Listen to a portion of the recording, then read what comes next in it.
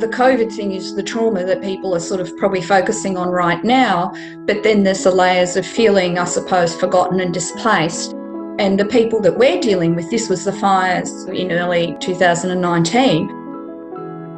So they were already feeling a bit forgotten and displaced by the horrible summer that we had and the fires further to our east in East Gippsland and all up the coast.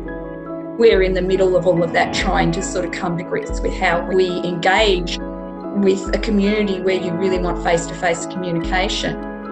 How communities can maintain a sense of well-being collectively and how that actually helps not just their mental health but also their physical health as well. And the councils are learning, the recovery managers and officers are learning about what art can perhaps do in these situations. We're all learning together. If you have someone in your community who is looking out for you, it increases your bodily health as well as your mental health. It's an opportunity, it's a pathway, it's an experience, it's a place to allow sensation and feeling and possibility and new connections in our mind, new practices, new daily habits, inspiration, laughter. I mean, I think that art can facilitate all of those things. Art helps us live and die better, you know, when I was kind of boiling it all down in my mind.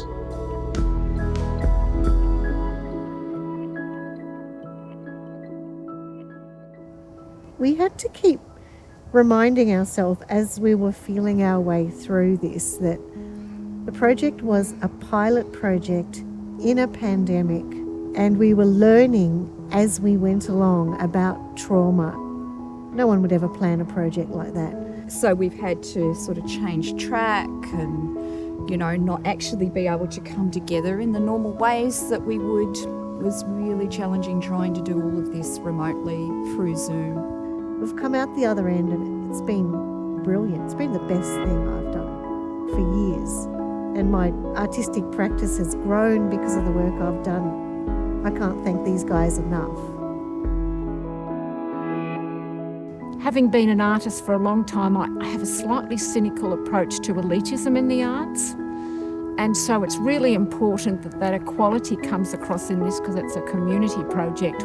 It's lovely working with the other facilitators and seeing them across the Shires that they don't have a sense of great ego. We have a sense of equality and we listen and we've all gone through the same problems. One of the things I've learned about this project is that it's ongoing and that we just continue to learn from the community all the time. We don't want to rush that process. That needs to just take its time. It's not something you can put a formula to in any way. When we first started this project, I'd just finished my Masters in Public Health and I was really gobsmacked by all the modules that Amanda had written personally to equip us with creative response, and I found them equivalent to some of the Masters level study that I was doing at the time. They were really fantastic modules.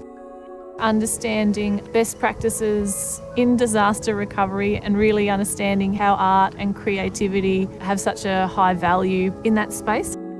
In a lot of scenarios, you go in quite, binocular vision where you're less likely to seek out the things that are over here outside your vision. Those modules were perfect for opening eyes for other possibilities. I'd say that I already had a bit of a list of things to watch out for, danger points, conflicts of interest and in community engaged practice, but the training and understanding the trauma cycle and the specific challenges of a trauma impacted community, I do feel like I've got a lot more understanding or more in my toolbox and greater sensitivity, I guess, around that. There's a group of artists who I know have gone through a similar journey and a similar learning and understanding that I have that I can call on, and the councils know that they can call on us as well. And who knows what things will come of it in the future. Whether it's a fire or a flood or whatever, there will always be a need. There will always be communities who have gone through some sort of trauma who will be looking to recover. And at least we have a core of people now who have some understanding about what it is to help a community recover through the creative arts, and that we have resources, at least knowledge of where those resources are, to actually bring that to bear.